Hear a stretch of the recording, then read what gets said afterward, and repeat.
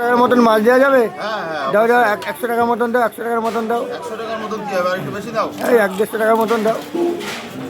দেখুন মাছ কাটছে, একদম ফ্রেশ করে ফ্রেশ দেবা। মাছ দাও, একদম ছেটে ছুটে ফ্রেশ মাছ দেবো। দেখো তো কত টাকা, দেখো কত টাকা, দেখো দেখো কত টাকা, দেখো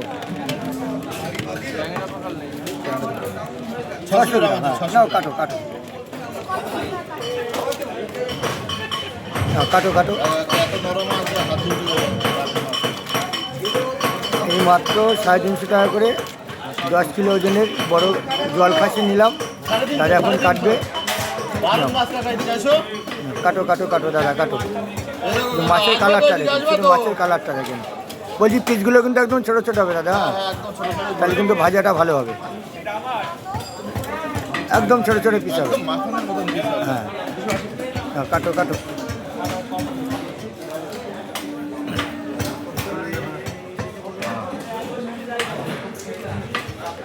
কাটো দাদা কাটো।